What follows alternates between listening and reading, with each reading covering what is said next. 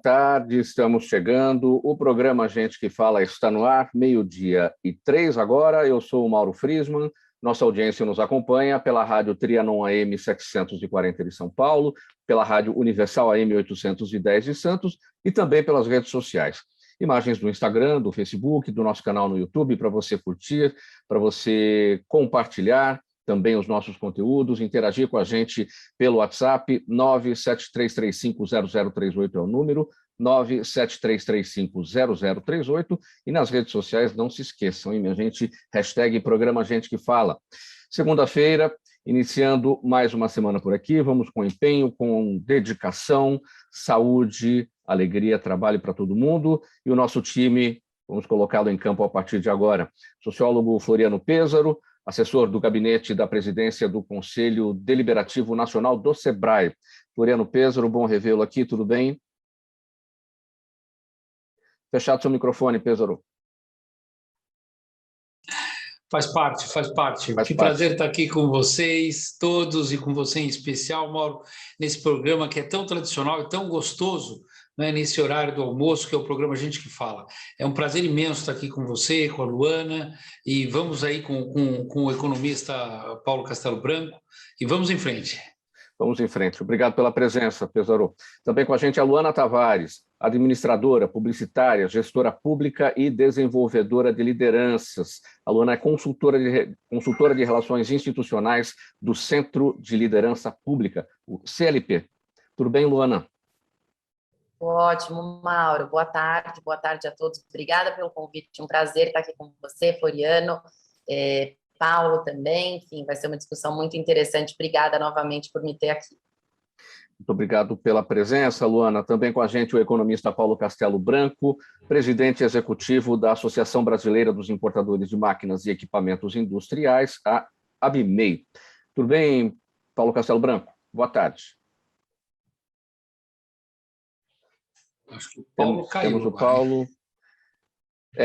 Problemas aqui com a conexão dele. Então, olha, a gente tem ainda, que também não está com a gente, o Renato Diniz. Ele é o presidente do Conselho de Administração da Fundação Energia e Saneamento. Já estará conosco na nossa conexão aqui. Paulo Castelo Branco, acho que está ok? É isso? Agora sim. Agora sim. Tudo bem? Boa tarde. Boa tarde, tudo bem. Obrigado pela presença. Vamos aqui, 12:06, ao nosso primeiro assunto, enquanto a gente aguarda a chegada do Renato Diniz. A sequência de impactos negativos da seca prolongada é mais do que uma ameaça à economia brasileira em 2021. Os efeitos da crise hídrica ganharam força nos últimos meses e já representam um desafio para a atividade econômica em 2022. A falta de chuva prejudica a produção na agropecuária, eleva custos na indústria, pressiona a inflação e, assim, atinge, claro, o consumo das famílias. E se não bastasse isso, uma parte dos analistas demonstra preocupação com os riscos de racionamento obrigatório de energia elétrica e eventuais apagões devido à seca. Paulo Castelo Branco, por se tratar de um assunto da economia aqui, eu começo esse tema com você. Bom, tudo na vida, ou quase tudo na vida, né, a gente olha pela seguinte perspectiva: o copo meio cheio, meio vazio, né? Nesse caso, você está com qual parte do copo aí? Bom dia, obrigado pela oportunidade. Eu sempre prefiro ficar com o copo meio cheio, né? O pessoal diz que eu sou positivista sempre, e realmente eu sempre olho as situações por um lado sempre positivo. Eu acho que essa situação da crise hídrica, na verdade, a gente já sabia disso, né? Desde 2001. Nós temos 20 anos aí que tivemos aquele apagão, as indústrias se prepararam instalando geradores, né? Para poder trabalhar nos horários de pico, e é uma realidade, mas a gente já sabia disso, né? O país não fez nada, né? 20 anos sem você tomar uma atitude realmente assertiva. Foram feitos alguns projetos, se fez alguma usina, mas nada, na verdade, na realidade, foi tudo ou impensado ou mal feito, né? E que a prova disso é que nós estamos na mesma situação de 20 anos atrás. Agora, isso não é uma particularidade brasileira, né? Eu tenho uma informação semana passada, inclusive, muito importante, não está sendo muito divulgado, mas na China também estão com problema. Não sei se vocês têm essa informação. A China parece que agora está trabalhando 2, 3 dias por semana só. O governo está tentando conter isso, mas não vai conter por muito tempo. A informação vai vazar por quê? Diferente da gente, lá é por excesso de demanda mesmo, né? Por uma economia muito aquecida, e a gente aqui, na verdade, não tem a infraestrutura. Mas o que variou de 20 anos para cá? Os aparelhos eletrodomésticos, por exemplo, do uso doméstico, eles estão muito mais eficientes, eles foram aprimorados na parte de engenharia, né? O maquinário industrial também. Então, a gente tem uma visão de que a coisa está um pouco diferente. Vamos dizer, não foi trabalhado na base da geração de energia, mas em outros fatores a gente está melhor do que naquela época, né? Na parte dos equipamentos, dos aparelhos eletrodomésticos.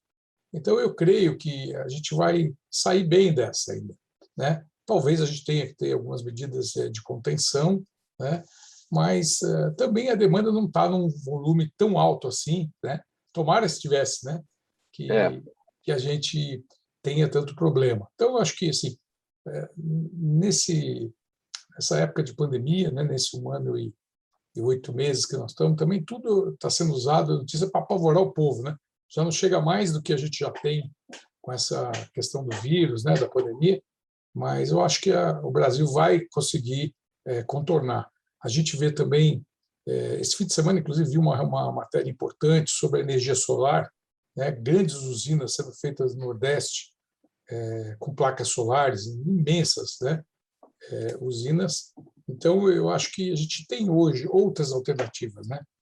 O Brasil é um país tropical, por natureza, e a gente vai ter uma forma de sair disso. Floriano Pêssaro, a mesma pergunta. No copo metade cheio, metade vazio, com qual parte você fica? Dá para ter? O Paulo Castelo Branco falou, já logo no início da fala dele, no início da avaliação dele, que ele é otimista. Apesar de não termos feito essa lição de casa de 2001 para cá, não termos feito totalmente, né, a lição de casa naquela crise de energia, crise hídrica de 20 anos para cá, dá para manter esse otimismo? No sentido da economia para o ano que vem. Né? Mauro, é necessário, né? Senão, se a gente não tiver o mínimo de otimismo, a gente para como diz um amigo meu, a gente para de pedalar e cai da bicicleta, né? A realidade é que a situação é gravíssima, talvez uma das mais graves da história do Brasil. Nós estamos vivendo um momento econômico e com uma crise sanitária sem precedente, um momento econômico grave, porque também essa crise sanitária, agora somado à crise hídrica e energética, ela impacta sobremaneira a população em geral, em especial aqueles pequenos empreendedores, e o SEBRAE passa, mais uma vez, a ser um dos entes, né, dos órgãos paraestatais, né, porque o SEBRAE não é um órgão estatal, mas é um órgão que trabalha junto com os estados e com os empresários, né, que o financiam, e o SEBRAE tem essa característica de, num momento como esse, buscar alternativas que possam contribuir para a retomada da economia. Então, daí a importância de nós termos um mínimo de otimismo para trabalhar diante de um cenário tão adverso como o que nós estamos vivendo hoje. E nesse caso da energia, o SEBRAE contribuiu muito, mas muito, em vários estados da federação, trabalhando com os pequenos empreendedores, né? No sentido de orientá-los na economia da energia, mas também na geração de energia, né? Através de substituição de energia elétrica por uma energia elétrica gerada a partir da fotovoltaica, né? Das placas solares. E o SEBRAE dá toda uma assessoria, uma consultoria aos pequenos nesse sentido de gerar economia elétrica. Então, eu acho que é uma grande contribuição que vem sendo dada e necessária nesse momento. Luana, nessa perspectiva para o desempenho da economia no ano que vem, qual é a sua percepção, meio copo vazio ou meio copo cheio?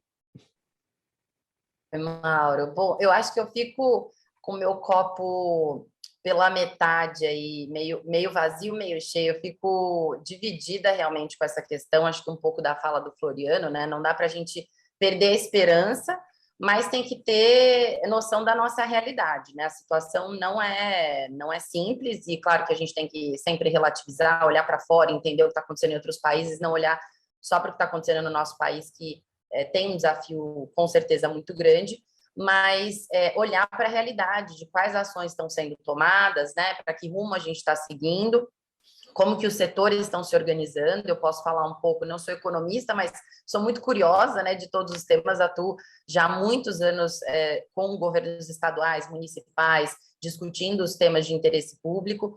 No caso do CLP, nós temos o ranking de competitividade dos estados, que inclusive convido a todos para assistirem o lançamento que vai ser feito da nova edição nessa semana, no dia 30, no dia 31, e uma das questões que a gente vai discutir é justamente são os indicadores, né, além do ranking de competitividade, que já olha os fatores de meio ambiente, questão de custo, acesso à energia, né, o que é responsabilidade dos estados do nosso país. Nós também vamos tratar nessa edição sobre os ESGs, né, que estão sendo muito discutidos, ainda mais agora no setor privado, mas a gente está olhando com a perspectiva pública e alinhado aos objetivos de sustentabilidade também que a ONU preconiza, como que os estados podem se preparar melhor para esse desafio nos próximos anos. Eu tenho visto, sim, uma grande movimentação, né, especialmente no setor privado, em relação a essas mudanças. Inclusive, hoje de manhã, estava lendo aqui no jornal a carta, né, que os empresários, grandes empresários, estão preparando, assinaram, então levando para a COP26, que vai ser um momento importante de discussão desses temas, não só relacionado à crise hídrica, mas tudo que está relacionado à mudança climática, porque é uma engrenagem, né? A gente tem que olhar isso como uma engrenagem. A questão de água, energia, mudança climática, tudo isso afeta e, no final, que você bem colocou, afeta no bolso do cidadão. Então, acho que, olhando para os planos hoje, a gente vê, como o Paulo colocou, né, uma ausência de alinhamento, né, para uma mudança estrutural, né, dessas transições que a gente precisa fazer dos modelos da nossa economia e da forma como a gente está tratando o tema da crise hídrica, com um plano, de fato, né, estrutural. Mas eu estou vendo uma movimentação grande em relação aos empresários, em relação a esses movimentos que entendem que o impacto disso é para a economia, é no bolso do cidadão. Então, por isso, eu continuo aqui com o meu otimismo, mas ele está, nesse momento, né, sendo afetado pela situação, que não é apenas hídrica, né, crise hídrica, é uma conjuntura que não é positiva nesse momento. Para apresentar agora o Renato Diniz, com a gente aqui na nossa conversa, nessa edição do programa Gente que Fala. Ele é o presidente do Conselho de Administração da Fundação Energia e Saneamento. Renato Diniz, boa tarde, tudo bem? Seu microfone está fechado, Renato.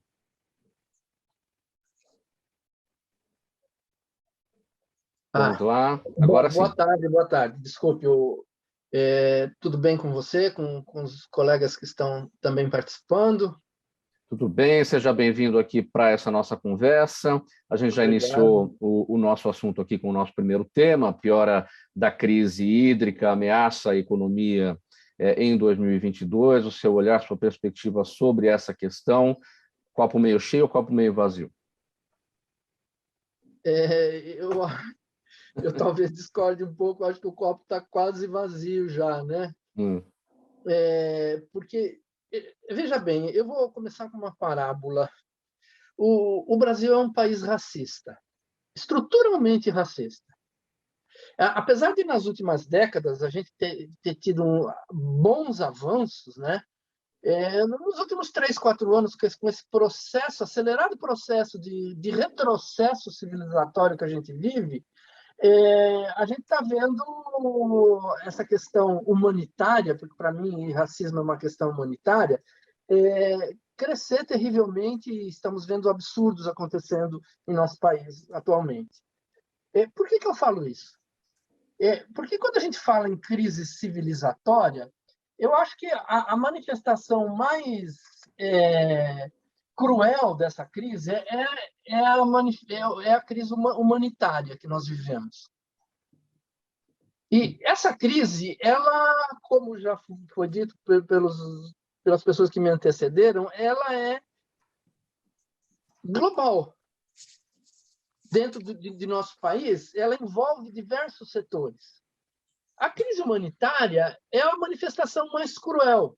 E ela não se manifesta só através do racismo, mas se manifesta através, por exemplo, da falta d'água para as civilizações, para as populações, especialmente a população de menor renda, a população mais pobre.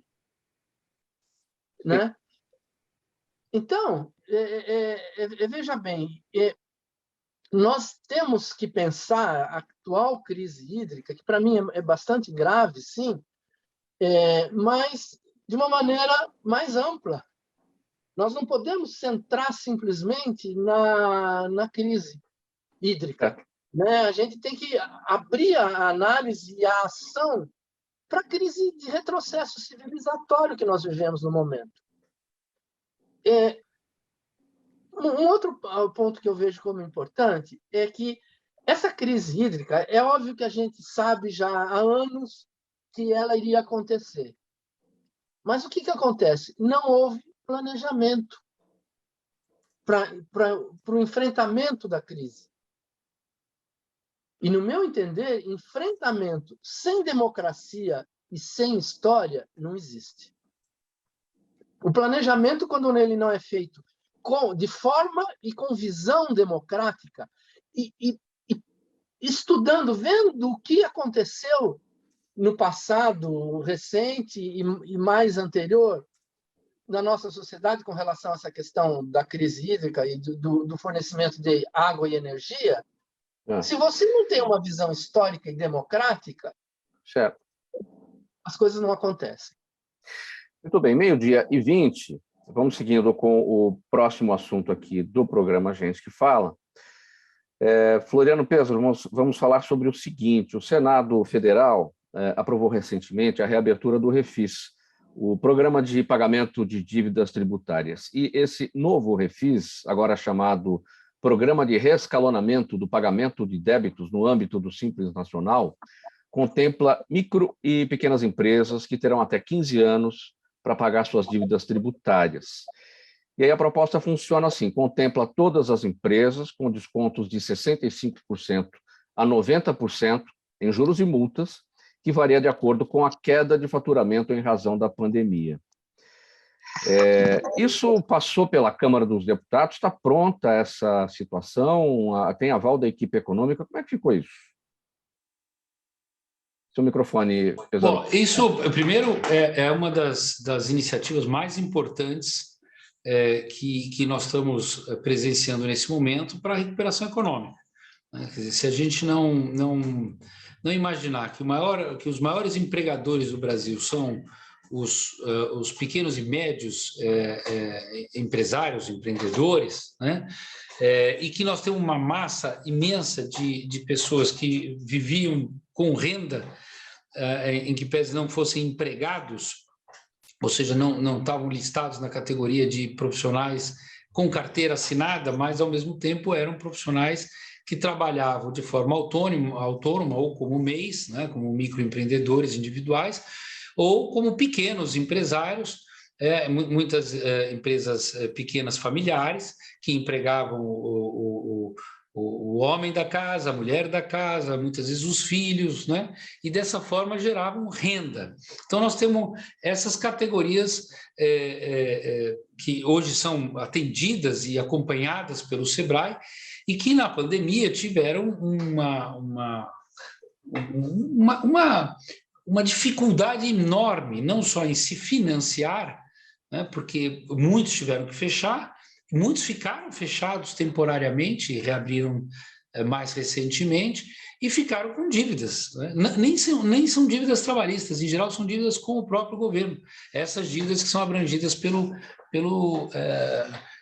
Refis, né? Pelo novo programa de parcelamento dessas dívidas. E aí a abrangência desse programa para aqueles optantes pelo Simples foi fundamental, né? O Simples que abrange aí empresários que têm faturamento, pequenas e médias empresas com faturamento até 4 milhões e 800 mil reais. Então, isso ajudou digamos, a dar um fôlego e um caixa, né, para que essas empresas possam voltar a operar. É tudo uma visão pós-pandêmica, né, de retomada, porque o estrago foi muito grande.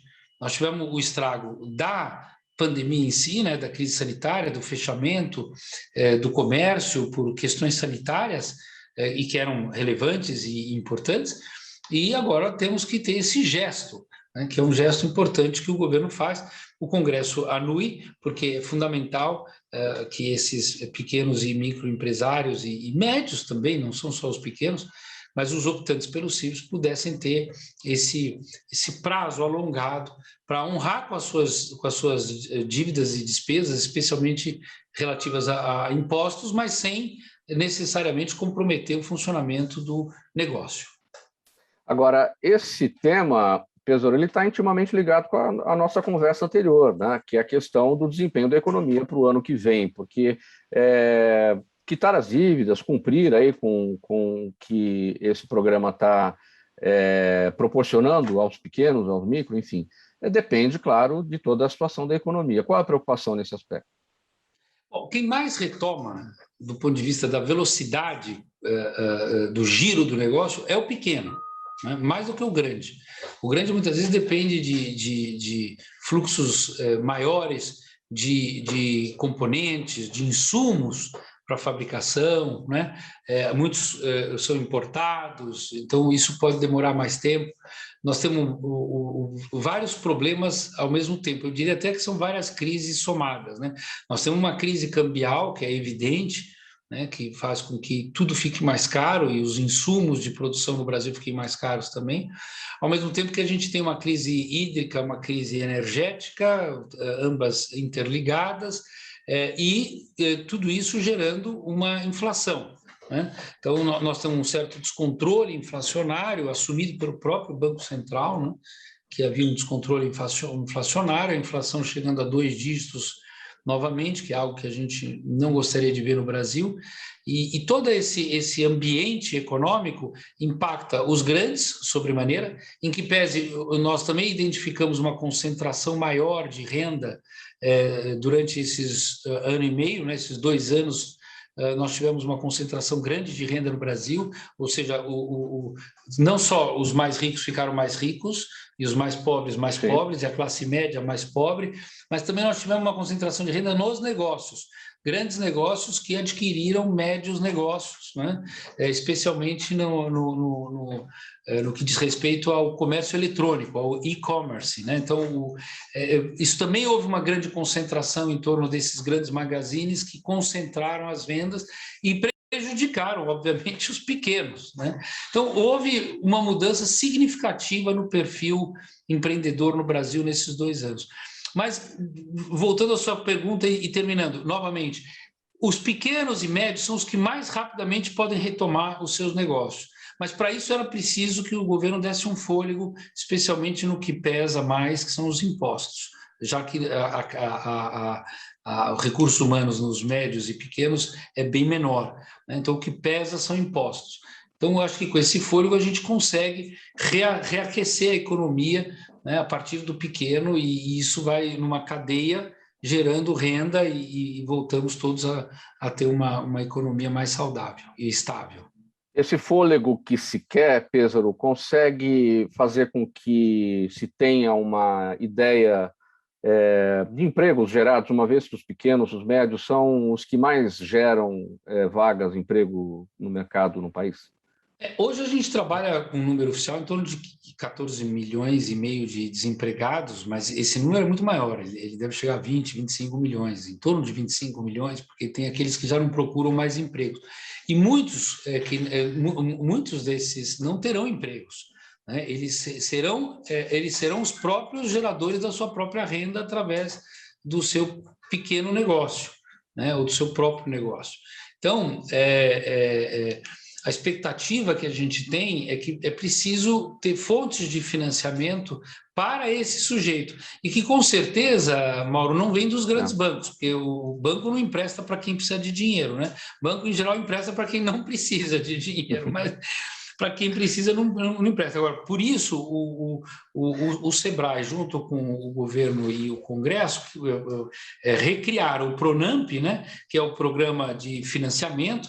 E aqui eu queria só dizer, o PRONAMP é o Programa Nacional de Apoio às Micro e Pequenas Empresas e de pequeno porte, para auxiliar no desenvolvimento e fortalecimento do negócio e apoiar no enfrentamento dos impactos justamente da pandemia, né?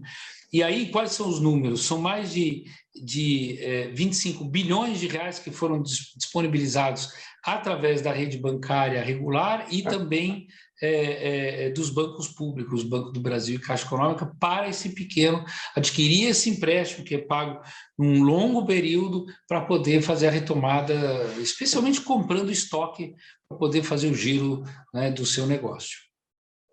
12h29, programa Gente que Fala, edição de segunda-feira. A gente vai para o intervalo. Na volta, o seguinte tema: participação feminina em cargos de liderança ainda é muito pequena. Fica aí rapidinho, a gente já volta. Toda ação estratégica de sucesso tem um componente fundamental: um instituto de pesquisas ético, rápido e preciso. Afinal, é ele que vai fornecer informação confiável, sem achismos ou palpites. E isso, numa época de mudanças rápidas e repentinas, é fator crítico de sucesso. A Orbis é um instituto de pesquisas que une precisão e confiabilidade estatística com a mais alta tecnologia em pesquisas do mercado. Tem inteligência artificial, robótica e Big Data, entre outros recursos, para que você tenha uma informação correta, confiável, com o menor custo e no menor tempo possível. Na sua próxima ação, seja ela corporativa ou política, comece pela Orbis, porque com a informação correta, você vai mais longe, mais rápido e com mais segurança. 12h30, de volta com esta edição do programa Gente que Fala, pela Rádio Trianon AM 740 São Paulo, Universal AM 810 Santos, imagens também das redes sociais, Instagram, Facebook e o nosso canal no YouTube para você acompanhar. Minha gente, setembro é um mês emblemático na luta pela igualdade de gênero. Há 26 anos, um pacto foi selado em Pequim por mais de 30 mil ativistas e representantes de 189 nações.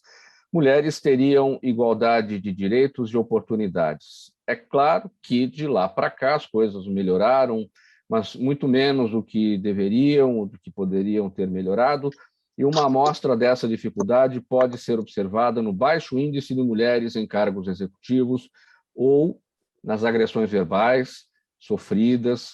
Por exemplo, na semana passada a gente tratou disso aqui, a deputada Tabata Amaral, a senadora Simone Tebet, a primeira, né, a deputada Tabata Amaral pelas mídias sociais e a Simone Tebet em plena CPI da Covid. Só para relembrar, o ator Zé de Abreu retuitou uma postagem de um usuário lá da rede social que ameaçava agredir a deputada Tabata Amaral fisicamente se encontrasse na rua. E o ministro da CGU, da Controladoria Geral da União, Wagner Rosário, se dirigiu à senadora Simone Tebet durante aquela sessão da CPI da Covid, dizendo que ela estava descontrolada. Enfim, temos muito a caminhar nesse sentido, não é, Luana? Nessa questão da dificuldade do posicionamento das mulheres em cargos executivos. Sim, sem dúvida, Mauro. Acho que, como você disse, esse é um tema que, com certeza, a gente tem que reconhecer os avanços, né, nos últimos anos, inclusive os últimos estudos que existem, né, sobre a participação das mulheres em termos de chefia, né, dos domicílios, cresceu bastante no Brasil nos últimos anos. A gente tem cerca de 45% das casas, né, chefiadas por mulheres. Isso mostra que essa igualdade, essa busca, né, pela participação da mulher no mercado de trabalho, em posições de liderança, mais uma posição economicamente mais ativa, né, tem crescido. Porém, quando a gente vai para os indicadores, né, dentro do mercado, olhando também na administração pública e na política, a gente nota ainda uma diferença muito grande, tanto na participação das mulheres, né, e na queda também. A gente já falando um pouquinho da pandemia, essa queda, né, na participação das mulheres no mercado de trabalho foi maior durante a pandemia agora do que a queda que foi sofrida pelos homens, por conta de tudo aquilo que, independente desse crescimento e dessa maior participação das mulheres, a gente ainda enfrenta na sociedade, né? As mulheres ainda têm a dupla, tripla jornada, existem todas essas situações que você aqui trouxe, né? Algumas delas, que ainda são vividas pelas mulheres, sem contar violência doméstica, né? E outras ainda mais graves do que as que a gente se referiu aqui. Então, são muitos os desafios e as barreiras que as mulheres enfrentam, ainda que os indicadores de participação tenham evoluído, né, de uma forma ainda tímida nas últimas décadas. E quando a gente olha, né, em relação a salário, por exemplo, né, a diferença é de quase 25% entre mulheres e homens para os mesmos cargos. Na política, a gente tem apenas 15% das mulheres, né, de mulheres participando do parlamento, do nosso Congresso, né, comparando com outros países. O Brasil está entre 170 países na posição 149, né, de participação de mulheres na política, em cargos dentro do parlamento, né, o nosso Congresso aqui. Então, ainda temos um longo caminho a percorrer. E eu acredito que situações como as que você trouxe, né, elas, infelizmente, demonstram toda essa bagagem, né, e essas barreiras. Acho que o Renato aqui trouxe até um pouco dessa fala, né, olhando um pouco a nossa estrutura social, que as mulheres enfrentam. Ele falou um pouco do racismo, eu estou falando aqui da questão da igualdade de gênero, que são questões muito entrelaçadas na nossa história, né, e na forma como as mulheres participaram dessa história, e o quanto elas ainda são vistas, né, dentro do ambiente que tradicionalmente foi mais ocupado pelos homens. Então, é um tema extremamente importante. Eu trago sempre uma questão, né, uma incógnita que a gente tem que trabalhar, né, qual é o futuro dessa situação, o que a gente tem que melhorar de fato em termos de proposta. Eu olho muito para os países, acabei de voltar do mestrado na Universidade de Oxford e fiquei super impressionada quando fui fazer uma visita na Romênia, na casa de um colega, e ele me disse, né, tem uma filha pequenininha, ele falou, não, eu decidi ficar em casa e cuidar da filha, a filha dele tem 1 ano e meio. Eu falei, nossa, mas você está de licença paternidade? Ele, sim, eu e a minha mulher, a gente fez aqui as contas e percebeu que era melhor eu ficar em casa cuidando da minha filha e ela continuar trabalhando, de uma forma muito tranquila, né, essa decisão. Claro que é um país que hoje faz parte da União Europeia e já tem uma série de benefícios por, inclusive, investir nesse tipo de política. A licença paternidade no Brasil, nesse país, na Romênia, são 2 anos, com 85% do salário sendo pago pela empresa. Aqui no Brasil, infelizmente, claro que seria muito utópico pensar que a gente chega nesse patamar, mas equiparar, né, a licença paternidade, sendo que esse é um período onde as mulheres mais ficam afastadas, né, das suas funções e perdem muito em competitividade no mercado do trabalho, é muito importante. Aqui no Brasil, a gente tem para os homens 5 dias assegurados por lei, e se a empresa ela for uma empresa cidadã, ela concede mais 15 dias. Então, só trazendo uma provocação e também para escutar dos colegas o que eles pensam desse assunto e quais são essas soluções, caminhos que a gente pode traçar, né, trilhar para essa mudança de cultura, que no final é uma grande mudança de cultura também. Renato, com você, bem rapidamente, mudança de cultura, como é que a gente chega lá? Bom, a gente chega com educação e com instituições culturais fortes, o que justamente estamos caminhando no caminho contrário hoje, né? A Fundação ela tem como objetivo trabalhar nessas 2 áreas. A partir da perspectiva histórica do setor energético e de saneamento, a gente abre uma perspectiva de ensinar, de trabalhar, especialmente com o público escolar, a questão do pensar historicamente, do termo de olhar para trás, não para ficar com o rosto virado para trás, olhar para trás para ver como que aconteceu e como então que a gente pode fazer a partir de agora.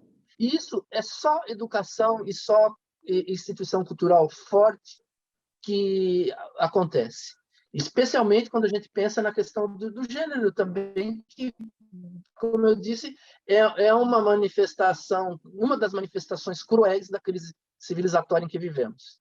Obrigado, Floriano Peso. Sim. Floriano? Olha, eu estou totalmente de acordo com a Luana. Eu acho que nós temos um desafio enorme aí pela frente, que tem um pouco a ver também com o que o Renato trouxe no início, né, do racismo estrutural. A gente também tem um machismo estrutural, né? E é impressionante, porque as senadoras, eu não sei se a Simone chegou a trazer isso aqui no Gente que Fala, a senadora Simone Tebet, mas as senadoras chegaram às assessorias, né, do grupo de mulheres senadoras a fazer um percentual de quantas vezes as mulheres na CPI da Covid foram interrompidas e quantas vezes os homens foram interrompidos em suas falas. E a questão da mulher é 80-20. Né? Quer dizer, as mulheres foram interrompidas a cada 10 vezes, 8 eram mulheres e 2 eram homens, a cada 10 vezes que alguém foi interrompido numa sessão da CPI. Então, isso mostra que não é normal. Né? Quer dizer, perdão, é mais normal do que a gente imagina, né? Mas não é equivalente, equilibrado, né? Elas são mais interrompidas na fala delas porque justamente há um pensamento machista por trás disso, né? Então é aí que a gente deve primeiro passo para poder combater isso é entender que isso existe, né? E em todas as suas formas, para que a gente possa depois, como o Renato lembrou, poder ensinar as pessoas que essas são formas, ainda que possam parecer naturais, são formas de machismo e racismo que precisam aos poucos serem superadas na nossa sociedade. Para ouvir o Paulo Castelo Branco e a gente parte para o próximo tema, bem brevemente. Paulo, vamos lá. Olha, aqui ouvindo a Luana falar, o Renato e o Floriano, eu até tenho um caso individual como exemplo. Eu tenho 3 filhas mulheres, né? Só tive filhas mulheres. Investi bastante na educação delas e todas fizeram o mestrado como a Luana fora. E eu posso dizer o seguinte, existe realmente essa discriminação, vamos dizer assim, e a dificuldade. Mas eu acho que as coisas estão evoluindo muito bem. Eu acompanho o mercado de trabalho delas e a progressão profissional, e eu vejo que hoje as mulheres estão muito mais valorizadas. Eu até brinco que eu sou feminista, né? Nesse caso. Como eu tenho essas 3, né? Eu investi no feminismo. E eu acho que as coisas estão melhores. A gente não pode pensar. É lógico que se você avaliar pela régua atual e olhar pela passada, na verdade, nós caminhamos muito, né? Eu lembro que nossos pais e avós, a gente pode dizer que não existia nem mulheres que ocupavam postos em mercado de trabalho, né? Então, a evolução está sendo rápida.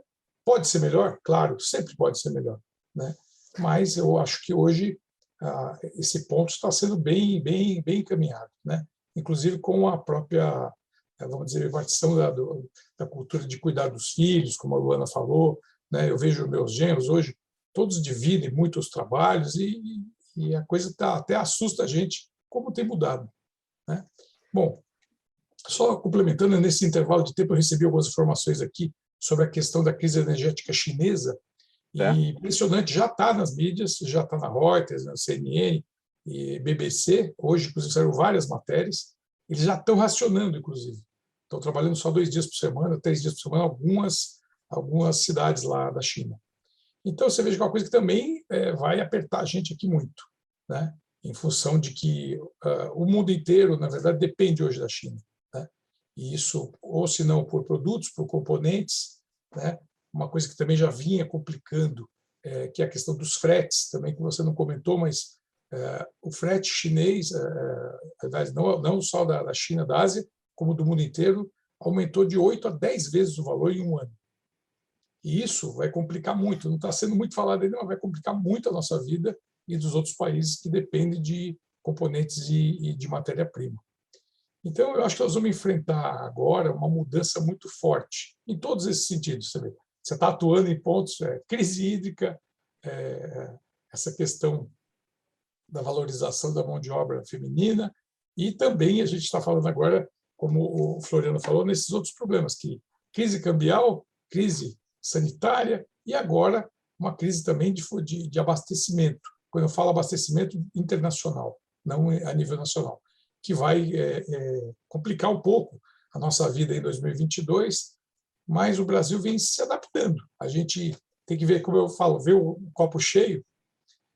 O que a gente tem que ver? Trazer essa produção para o mercado interno. Né?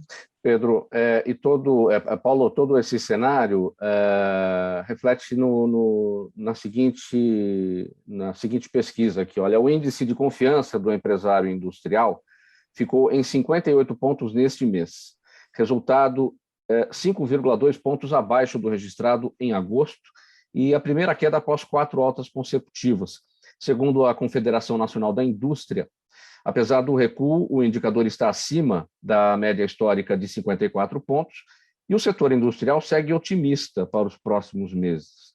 A maior queda se deu no índice de condições atuais da economia, mostrando que o industrial percebe piora nas condições correntes do cenário econômico. Para a gente entender, Paulo, 54 pontos, teve um recuo, o indicador está acima da média histórica. Então, faz com que o setor industrial siga otimista para os próximos meses. Por outro lado, o industrial percebe piora nas condições correntes no cenário econômico. Não tem aí uma contradição, um paradoxo? Eu creio que não. A justificativa para isso, né, pelo que eu acompanho bastante essa parte numérica do mercado, a gente tem, inclusive, na associação, a gente faz um acompanhamento de dados, já com uma base desde 2011.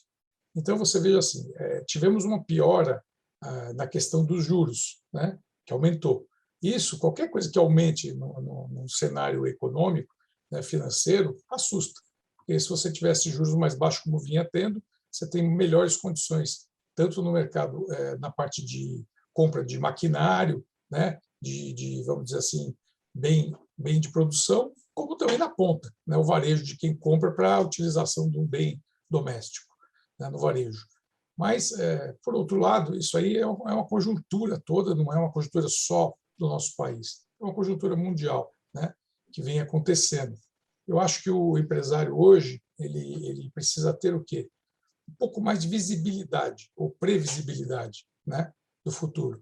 Então, assusta porque você assumir, por exemplo, um investimento para 5, 8, 10 anos é um tempo razoavelmente longo, né? E você precisaria enxergar com mais firmeza o que vai acontecer pela frente. Pedro, tem um artigo, eu não sei se é seu, de alguns anos ainda no governo Temer, que você, não sei se é seu, você dizia que o Brasil precisa de um VAR, você falava em um olhar tecnológico fora do campo jurídico, fora do campo político, para a gente ter segurança jurídica e paz. Era seu esse artigo, não? Hein, Paulo? Eu? Não. Não, eu queria repercutir isso. Eu achei que era um artigo seu. O Brasil precisando de um VAR, um olhar tecnológico fora do campo jurídico e político para a gente voltar a viver com segurança jurídica. Eu acho assim, a questão da segurança jurídica é muito forte no Brasil. Você veja que as nossas leis trabalhistas, né, as nossas leis tributárias, tudo que está sendo, inclusive, proposto em reformas, é muito difícil caminhar no Brasil, né? Porque existe um trabalho todo que é feito, existe, inclusive, um trabalho que o próprio Ministério da Economia está fazendo, eu acompanho esse grupo, né? Eu tenho um relacionamento forte lá no Brasil, acho que o Floriano também está nesse grupo, se eu não me engano, que é um grupo do Jorge Lima, que agora era o secretário da Indústria e Comércio, e recentemente ele foi convidado pelo ministro Paulo Guedes, agora é um assessor especial, para que a gente conscientize o pessoal do Congresso e do Senado de tudo que tem que ser aprovado. Por quê? Porque existe o trabalho, é feito, é demonstrado com números, percentuais, só que existe os lobbies, né? As frentes parlamentares, o esforço que tem que ser feito para poder aprovar tudo isso. E o Brasil é complicado nisso. Por quê? Porque se você não tem segurança jurídica, você não vai fazer nada, né? Você não vai seguir com um projeto de investimento, como eu falei anteriormente, se você acha que, por exemplo, você vai investir numa produção de um determinado produto no Brasil, que, de repente, você pode ser taxado. Muito bem. Faltando agora 12 minutos para 1 no programa Gente que Fala. Renato Diniz, vamos falar sobre o seguinte: inspirar as pessoas sobre o valor da água, sobre o valor da energia. Esse é o propósito da Fundação Energia e Saneamento, instituição fundada em 1998, em meio ao processo de privatização do setor, e a necessidade de preservação do seu patrimônio histórico. A fundação é mantida pela CESP, promove atividades culturais e educativas em todo o estado de São Paulo, ajuda diversas instituições por meio de parcerias e projetos e desenvolve um trabalho de resgate e preservação histórica por meio de publicações, exposições e ações. Tudo isso ganha mais evidência agora, nesse momento de crise hídrica, de crise energética, Renato? Está mutado. Você está mutado, Renato, microfone. Vamos lá, Renato. A Fundação, com certeza que esse tema e essa conversa ganha destaque hoje, né? A Fundação tem 23 anos de atividades, ela herdou um acervo documental, museológico e de patrimônio arquitetônico também, das empresas, das antigas empresas estatais de energia, né? E a gente sempre trabalhou isso no sentido de ser uma instituição que traga, principalmente público escolar, para complementar o trabalho que é feito dentro das escolas. Ou seja, as nossas exposições, elas não são simplesmente exposições técnicas, nós não expomos simplesmente lâmpadas. A gente expõe lâmpada e mostra que, quando se começou a iluminação elétrica na cidade de São Paulo, as lâmpadas eram instaladas no centro da cidade, as mais fortes. Nas regiões periféricas, eram instaladas lâmpadas de 5, 10 watts, pensando em lâmpadas incandescentes. Só nisso você vê que a diferença técnica das lâmpadas, ela reflete, ela faz parte de uma divisão social, né? E que é importante você perceber essas questões técnicas quando você pensa numa melhor igualdade social, numa melhor democracia em nosso país. Não sei se eu fui claro. Renato, quais são as possibilidades do retorno do horário de verão? O que a gente não está se falando em racionamento, em consumo consciente. Um ponto aqui, outro ali. O presidente Bolsonaro falou de tomar banho frio, de não usar elevador, enfim. Só tem uma situação mais séria nesse aspecto, né, da conscientização, que é justamente o propósito da Fundação Energia e Saneamento. Exato. A gente, como o Paulo acabou de dizer, a crise que a gente vive, ela não é pequena, ela é reflexo de todo um contexto e da questão da insegurança jurídica que vivemos. Mas a nossa insegurança não é só jurídica, é também uma insegurança política, no sentido de que seria o momento de a gente ver os principais órgãos governamentais relativos ao tema estarem trabalhando sobre isso. E a gente não vê, a gente vê simplesmente o presidente da República pedindo para você deixar de usar elevador. Agora, a Fundação procura, e mesmo na pior época da pandemia, quando nossas atividades eram praticamente todas online, trabalhar nesse sentido, de conscientizar, de dizer que, olha, se você não economizar água, se você não economiza energia, a situação pode ficar pior. Entenda por que no nosso país água e energia são assuntos tão próximos. Porque grande parte da energia elétrica consumida no Brasil é produzida através das hidrelétricas. Ou seja, depende da água, né? Então, fazer a sociedade perceber essas interligações e agir de maneira consciente e com perspectiva, né? Pessoal, faltando 8 minutos para 13h, perguntas aqui da nossa audiência, e eu começo com a Luana. Priscila Mendes, ela pergunta o seguinte, Luana, ela está no Instagram com a gente, acompanhando a nossa edição do Gente que Fala de hoje. Qual é o legado, em termos de liderança política, de Angela Merkel? Como que é o nome dela, Mauro? Priscila Mendes, está com a gente no Instagram. Priscila. Muito obrigada pela pergunta. Eu sou fã da Angela Merkel e, enfim, acredito que ela tenha deixado um legado muito importante. Ela sai do governo com mais de 80% de aprovação. E acho que, para mim, o maior exemplo é o exemplo do diálogo, né? Ela, enfim, tem uma trajetória política muito sólida e sempre demonstrou essa capacidade de diálogo, essa capacidade de unir, né, pessoas com perfis contraditórios, com opiniões muito diferentes. Durante a pandemia, teve uma postura muito séria, né, muito firme desde o início. Claro que a Alemanha é um país desenvolvido, é uma outra estrutura social, né? Os impactos da pandemia são diferentes em cada país, mas eu acho que ela teve uma postura muito positiva e muito clara, né? Muito direta com a população. Então, para mim, o legado dela é o legado do diálogo e também, né, uma mulher muito forte, ocupando a principal posição de um país, chefiando o Estado. Então, deixa também essa marca, né, positiva de que qualidade, competência e uma liderança feminina, né, caminham juntas e conseguem, sim, né, construírem pontes e fazerem as sociedades se desenvolverem. Então, acho que esse é o legado que ela deixa para mim e para o mundo inteiro, né, nesse momento que a gente precisa tanto de exemplos de lideranças fortes. Paulo, Carla Monteiro está com a gente no Facebook e pergunta a sua opinião. Dólar acima de 5, vai continuar por muito tempo, talvez durante o ano de 2022. A sua perspectiva em relação ao câmbio? Pergunta da Carla Monteiro. Obrigado pela pergunta. É uma pergunta bem pertinente, né? Porque essa questão do câmbio afeta diretamente todo o planejamento da nossa economia.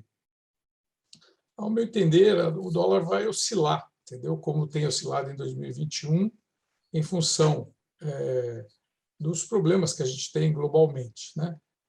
Tem alguns que a gente não tem condição de mapear, né? É difícil você fazer essa projeção, mas eu acho que ele não vai alterar muito no ano de 2022 do que foi em 2021. Vai ficar nesse patamar aí, 5,30, né? Ora oscila um pouquinho acima, um pouquinho para baixo, mas ele deve ficar nesse patamar. Seu Jaime do Jardim Bonfilholi com a gente sempre, muito obrigado mais uma vez. Seu Jaime, ele pergunta a Renato Diniz, a usina Porto Primavera, cuja construção foi iniciada no governo Paulo Maluf, já está totalmente concluída? Já está, já há alguns anos já. Não tenho informações precisas, mas há pelo menos 10 anos, se eu não me engano. Só que ela tem um problema de projeto, talvez se possa dizer isso, que faz com que, principalmente no momento de crise hídrica, a produção dela não seja o total da capacidade. Muito bem. Pergunta do Luciano Trindade, no nosso canal no YouTube. Floriano Pêsaro, o Pronamp atende também a empresas que estão em fase de projeto? É a pergunta aqui do Luciano Trindade. Não, o Pronamp ele vai financiar pequenos negócios que já estejam funcionando regularmente, não é?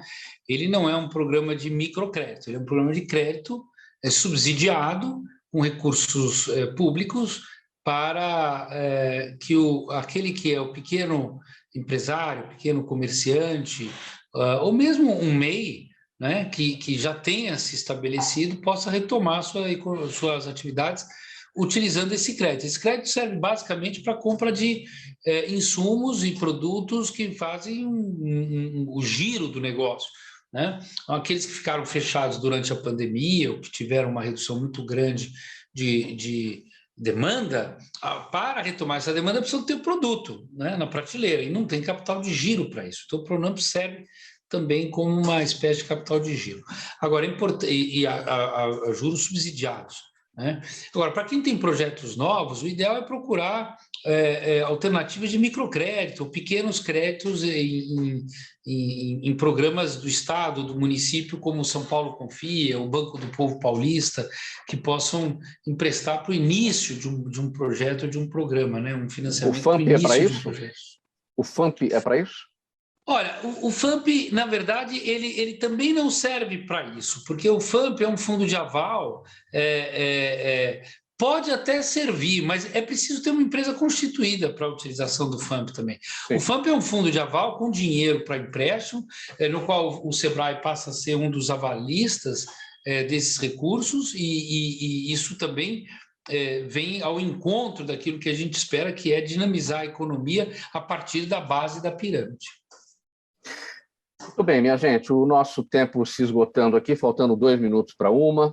O agradecimento a vocês, em nome de toda a equipe do programa A Gente Fala, pela participação no programa de hoje. A gente vai pôr um ponto final por aqui.